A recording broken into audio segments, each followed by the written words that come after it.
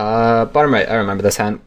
I get check raised, and he hasn't been out of line so far, so I'm giving this raise some credit for sure, and I'm not feeling too great with my 8-5, but I think it's still worth a flop call, and I think I turn a gut shot, and he could still have some straight draws or pure air from time to time, so I think it's worth a call on the turn, but I'll probably fold most rivers, and I'm not feeling too great about my hand at all at this point. Maybe you could make a case for folding against him, because I really didn't think that he was doing this too lightly, but whatever. I river my straights, so it's all good. And he had Jack-10, which I think is a really good play on his part, because I was folding so much of my range on that river. That I think that's well played by him for sure. It's just unfortunate that I rivered my straight, but I was folding if I didn't, so. If I knew he was a good player, then I might... Okay, sorry. 1 second. If I knew he was a good player, then I might have been more suspicious there and just thought that he was using the fact that he hadn't run a big bluff yet to run a big bluff and get credit. But against a bad player, if they haven't run a big bluff yet, I'm just going to assume that if they do put a lot of money in, that it's going to be pretty strong. So I think that was good on his part. But anyways, on the top right, I think I should have bet the flop with my weak gut shot. You know, if I get check raised, it's not the end of the world. I could probably...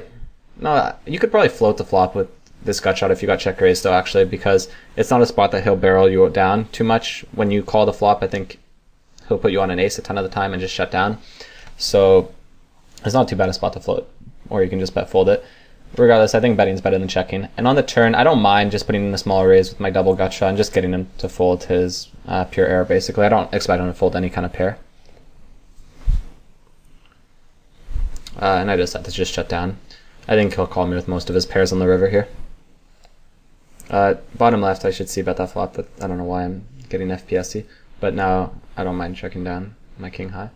And it's probably worth a call on the river for a min bet. But whatever. So far I don't think I've played super great. Mostly just run well, which is pretty typical for me. Yeah, I think top right's worth a call, and I think the river's probably a call too. I don't know what he would have done with that, but there are enough misdraws I think there, and there's not too much he can be value betting on that board. So it seems like top right, CERN 86, isn't value betting all that wide in general, so I will try and look for some spots to call him down, but he doesn't seem too bluffy either, so maybe. I mean, I'm not going to make maniacal call downs, but I will be aware of the fact that he's not willing to bet too wide for value, which is definitely going to be a very, very common tendency for weaker players. I'd have to say if the two most common tendencies for weaker players are, number one, to call you down way too late and not hand read properly at all, and number two, not to value bet properly at all. And like top right, for instance, he should bet that turn, and he should bet the river probably too. But he just shut down, which is way too nitty, I think. Put the note that he's erratic, so I guess that means I thought based on his other hands that he would bet a hand like that, but really based on his other hands I shouldn't, because he seems to be playing quite a few made hands passively, not value betting properly in general.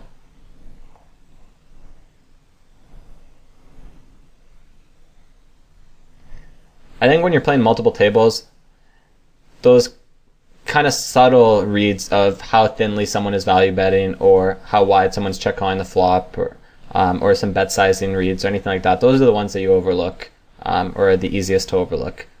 I think top right, I could probably just bet the turn for protection, and on the river I think it's worth over betting and just getting him to fold his aces and kings. I don't really think he ever has better than an ace high or king high, and I think he folds it to an overbet quite a bit. But yeah, sometimes those tendencies get overlooked when you're playing multiple tables. You know, it's easy to notice in like a stack off pot that someone overplayed a hand or called you down really light. But in the smaller single raised pots, how they're playing in those spots, it's oftentimes gets overlooked when you're playing multiple tables, which sucks because it certainly gives you a lot of information about how a player's playing in general. Top right, I think I should just shut down. A decent player, you could just go 3 streets here But against him, I think it's worth just shutting down. And if you check the river, yeah, I might have bet and hope that he decided to fold anything less than a king, basically. But it's a close spot. And I pick up on the fact that he's not value betting well, it seems.